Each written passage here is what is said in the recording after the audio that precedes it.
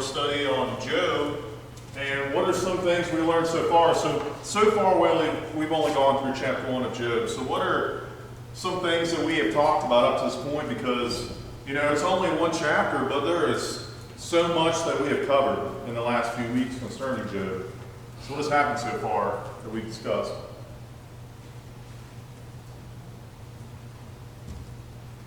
He's being tested. Right, he's being tested, and you see a lot of stuff. And why is he being tested? Why him? And why specifically Job right here? He's very true to God. He's very true to God, and so he has to be one of Satan's targets. And we see that Satan obviously goes after everybody, but who is he going to challenge more? God's people. God's people. And he's going to challenge God's people more because those are the ones he has to work harder on. So we see in this, we see Job with his wealth and character.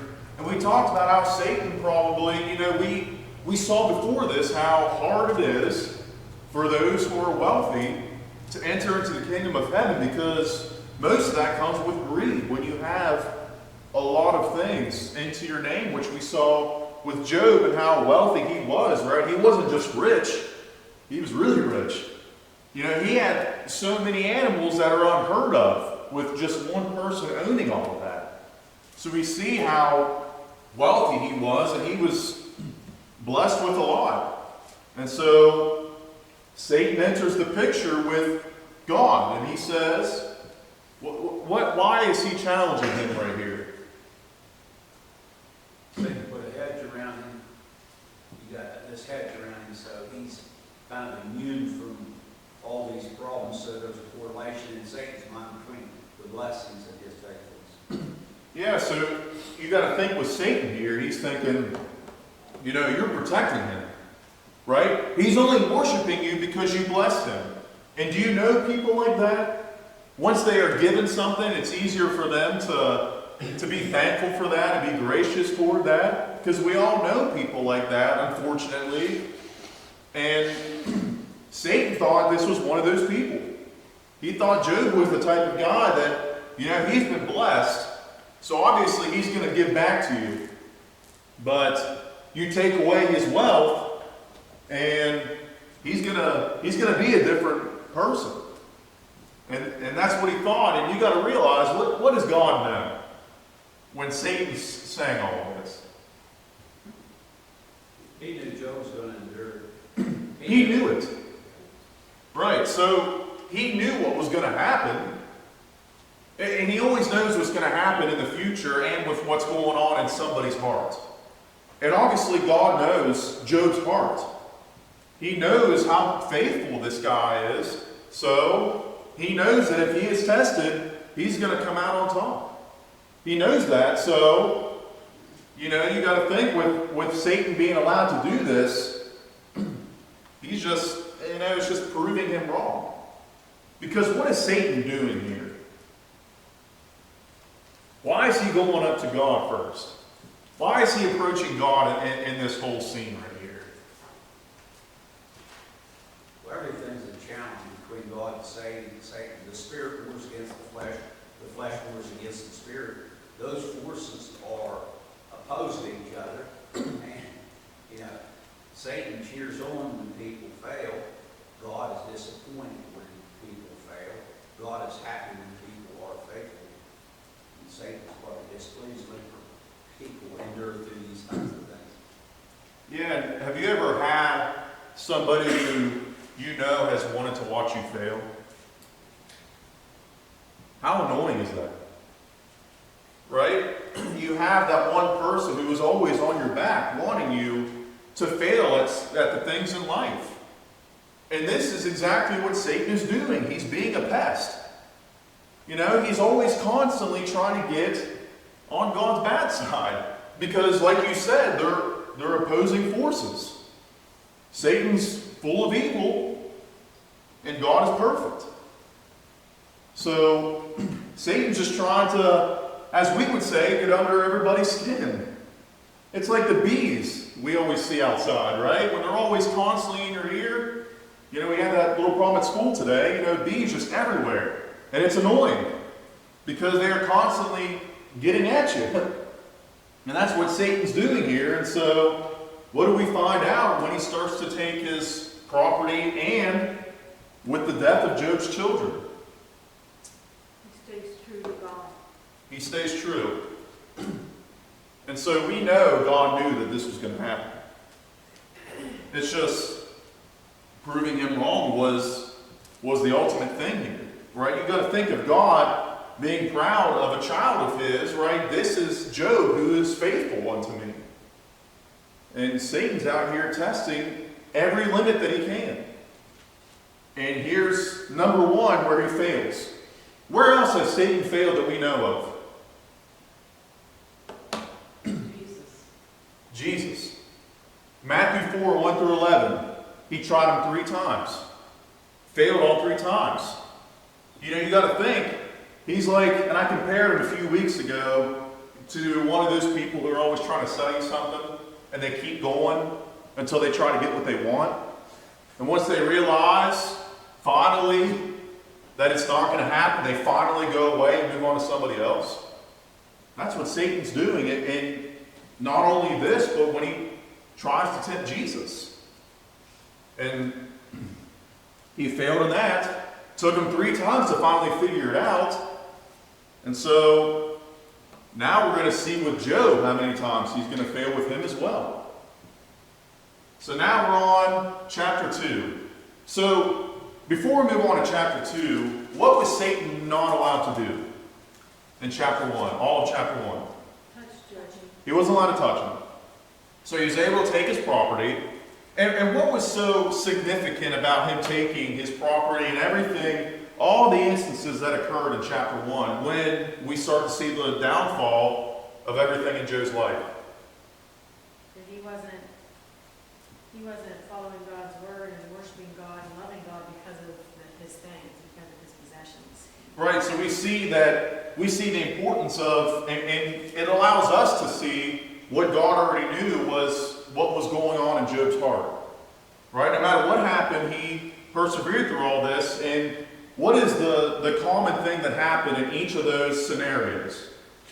Right, when we see the taking of his property and when we see the reporting of the death of his children, what is the common thing? Always one survivor. There's only one survivor in each of those that are going up to him so they could tell him exactly what happened. Right? There was no room for him to guess. There was only one survivor in each of those that was able to come back and explain the situation. So you got to think that had to have been hard on itself. Right? When you think of him going through all that, but also somebody having to describe all the events that happened, that's just as hard. And this honestly would lead to a downfall of a lot of people. And I was thinking through all this, I don't know how Job did it. You know, as somebody who tries to be faithful every day myself, you know, it makes you really think, how did he persevere through all of this? You see exactly what was taken from him, and he loses not only his property, but all of his children. Right? And you got to think, we lose one person close to us, and it can cause us to go downhill quick like that. This is him losing everything. Romans 15:4 said that things were written aforetime were written for us so that through patience and the comfort of the Scripture we might have hope. So we can look at this. A lot of people say the patience of Job. I'm not sure if they even know what it means because many people don't think about Scripture anymore. But the point is, they were written aforetime for our learning. Why? So that we can be patience and comforts of the Scriptures might have hope. We have the whole picture, so we see from the beginning to the end. Early on, things look pretty bad, and even his wife said, "Curse God, died." But we have the whole account. You know, it could be just a historical account, but it should be deeper than that. It should be an example that when inevitably almost catastrophe comes to varying degrees in everyone's life, that if we can endure through it, you know what I mean, and you can have that peace that passes all understanding. And that hope is the thing, it's the anchor. That hope is the anchor thought. So it was written so that it and maybe know the facts about it, but it doesn't really go into my life when I face these things to where I benefit and try to endure through it. It virtually doesn't do it. Right, Job knew the bigger picture here. And it didn't make everything perfect. It didn't make a lot of those things make sense. But you had to think it made it a little easier to know the comfort of those assurances that we talked about for a lot of time. And that's why that was the first thing I wanted to go through was what we are assured. Because we can find that when we looked at Moses, right? We looked at what he went through, and then now we're looking at what Job went through. We're going to have those same challenges, but then we think of what is assured of us, right? What is the bigger picture? And the bigger picture is no matter what happens, we have hope. And that's something we can cling on to, and it makes a lot of things easier for us knowing that this isn't it, right? No matter what happens in life, this is not the final straw right here. You know, there's still a second coming that's going to happen, and we can look forward to that ultimate reward. And so that's exactly what I think is what got Job through all this, is that he knew the bigger picture here. He knew why he was so faithful to God, and why, you know, he knew that what was going to happen ultimately, no matter what happened on earth. And so let's see, in chapter 1, we talked about how he wasn't allowed to be touched. Now, let's go to Job chapter 2. Because now we see a different picture. Job chapter 2, verse 1. And Job 2 is a lot shorter, but it's just mainly talking about the attacks on Job's health and a little bit about his friends in the end of the chapter. So starting in verse 1 of chapter 2 of Job, it says again, there was a day when the sons of God came to present themselves before the Lord, and Satan also came among them to present himself before the Lord. Let's pause for a second. We sing a little bit of deja vu here. This is starting out exactly the same as Job chapter 1, right? In Job chapter 1, it was basically the same thing. There was a day when the sons of God came to present themselves, and then all of a sudden Satan's there. And the Lord said to Satan, "From where have you come?" And Satan answered the Lord and said, "From going to and fro on the earth and walking up and down on it." Same exact response from the beginning of chapter 1. And the Lord said to Satan, "Have you considered my servant Job, that there is none like him on earth, a blameless and upright man who fears God and turns away from evil? He still holds fast this integrity, although you incited me against him to destroy him without reason." Let's pause for a second. Same thing in chapter 1.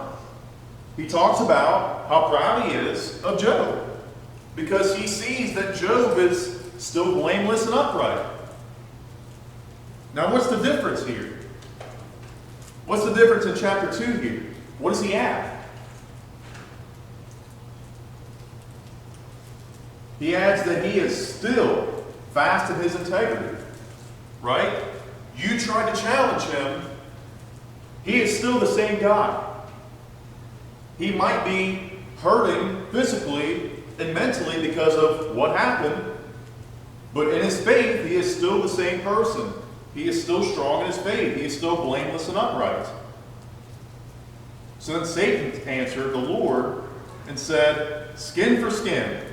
All that a man has, he will give for his life." How frustrating do you think that would be? You know, he proved Satan wrong once. And now Satan's saying, what?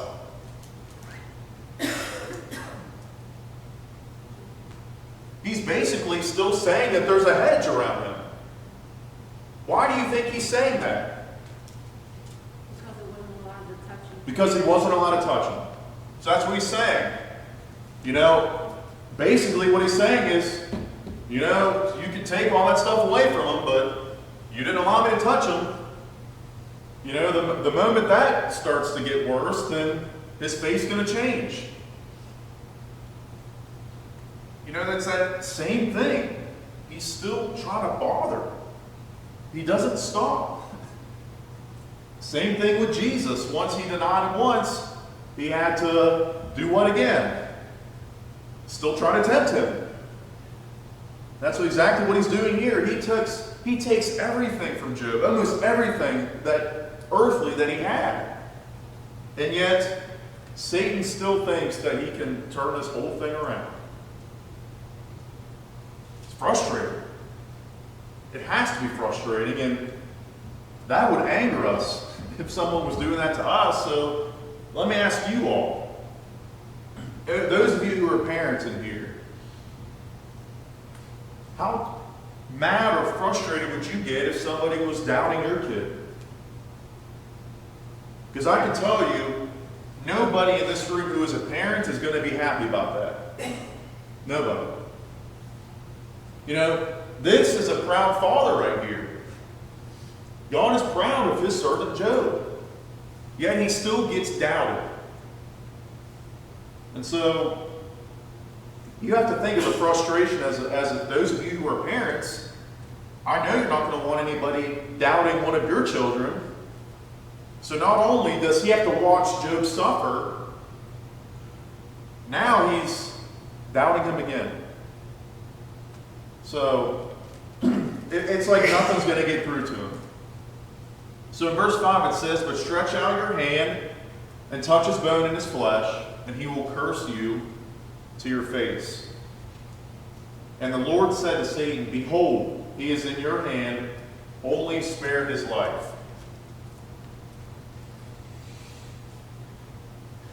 So do you think God knows what's about to happen?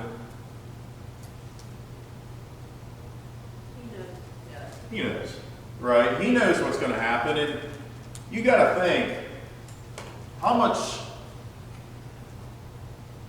It makes you wonder what's going on with Satan here and what his thought process is, because it really made me wonder. And I can open this up to anybody else who might think different, but part of me thinks that he doesn't care what happens with Job's faith as long as he sees him suffer.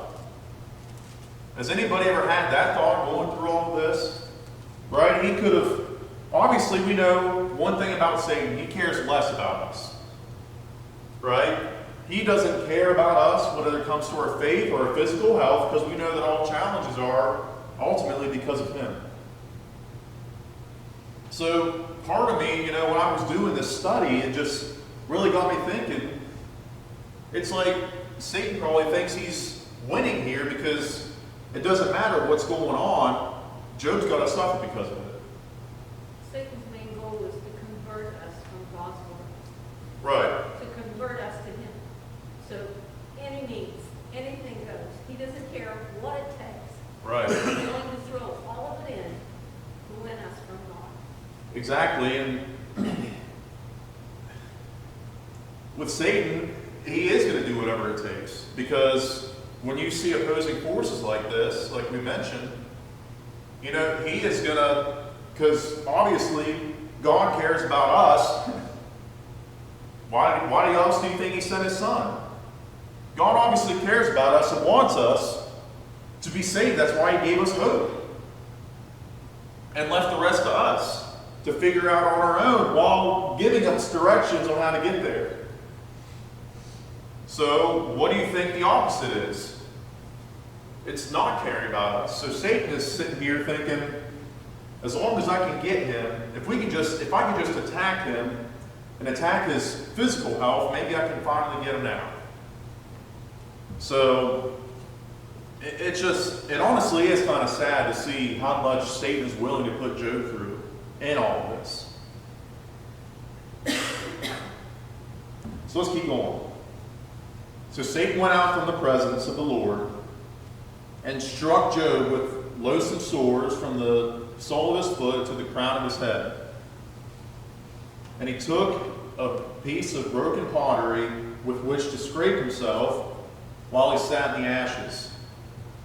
So it's kind of brutal when you think about all this, right? Have you ever had a cold and you thought, why me? Could be something as simple as a cold, right? Because I've done that before. Like, why me? Why do I have to be sick now? And obviously, when you're sick, you don't feel the best. So now, Job's going from, grieving because he loses his family and his property. Now he's physically getting hurt. And look at this scenario. What does Job need right now? When you're suffering on earth, who do you look for guidance? What he doesn't need is a wife telling him to curse God. That's what he doesn't need.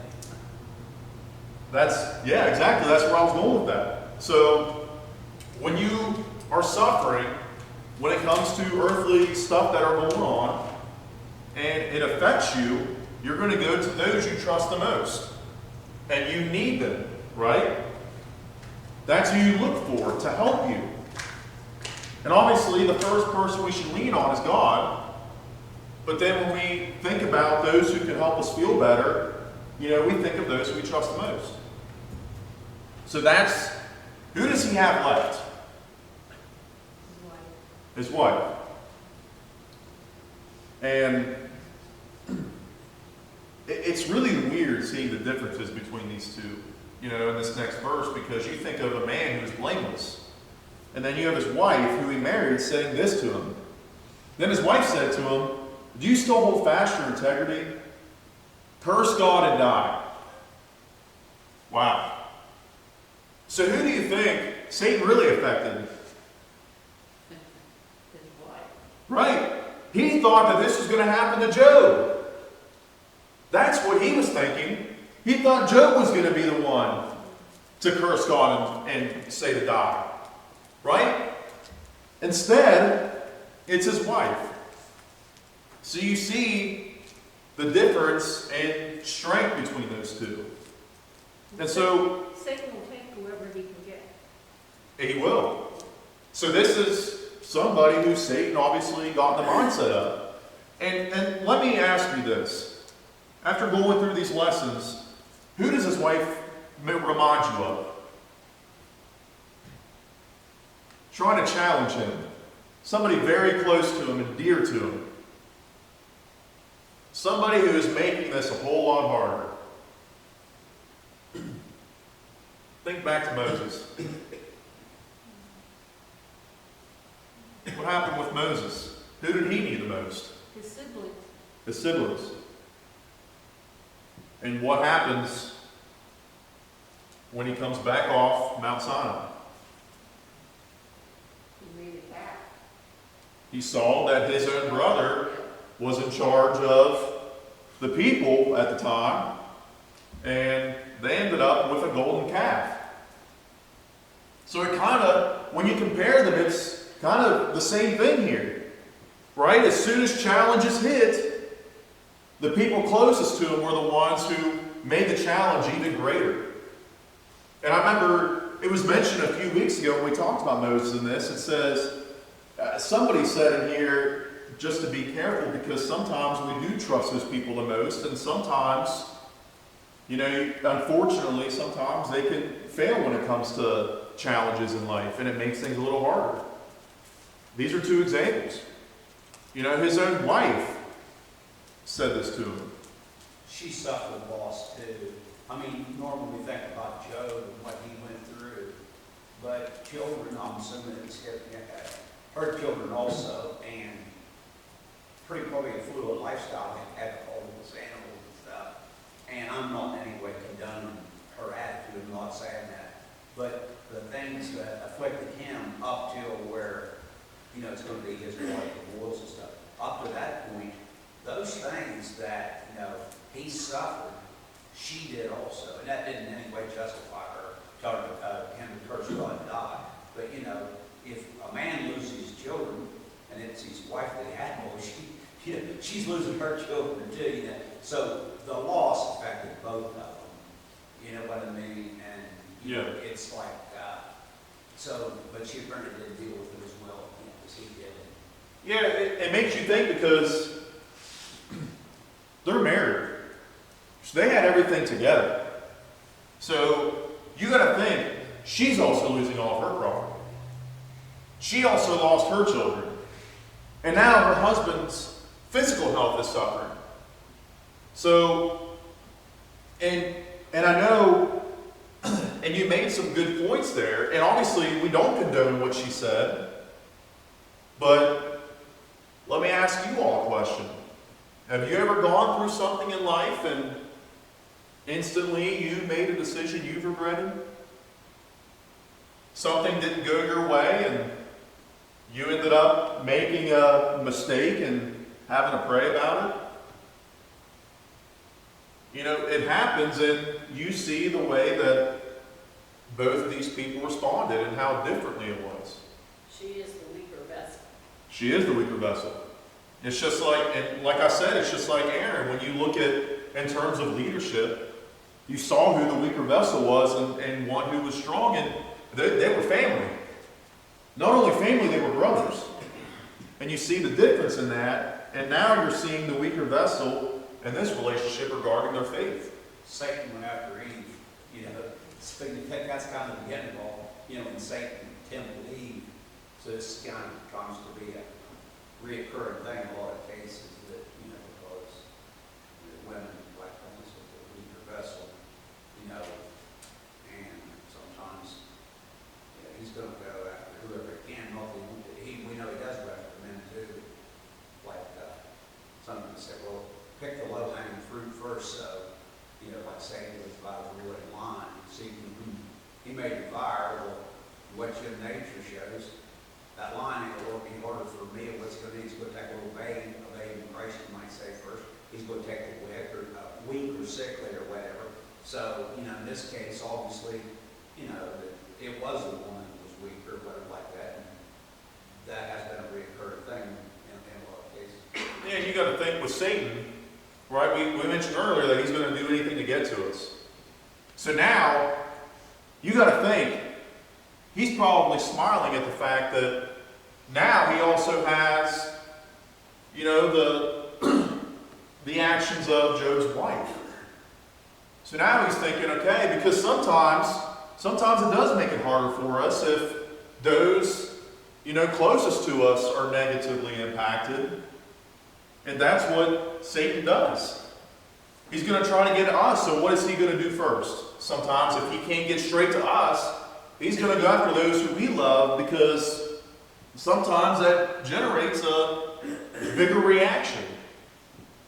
Right? I can react differently if something happened to my siblings or if they did something rather than somebody I didn't even know. Right? We know that when it hits, as we would say, close to home, sometimes we react differently. That's exactly what Satan did with Job here. So he's got to be happy that, now he finds out that Job's wife was doing what he was hoping Job would do. And so maybe he's thinking, it's not over yet. I am Job's wife. Maybe this is the final straw. Maybe now that her saying this to him is the final straw. So let's see his reaction in verse 10. But he said to her, "You speak as one of the foolish women would speak. Shall we receive good from God, and shall we not receive evil?" And this Job did not sin with his lips. So you got to think with her right here, when she makes the mistake that a lot of people do. Instead of blaming Satan, the blame goes where?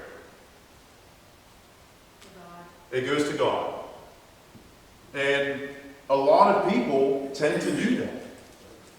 Instead of blaming Satan for downfalls, the blame goes to God. Why? It makes you wonder, why would the blame go to God? Well, we know that God is perfect, and Satan is the one who is causing all the mischief.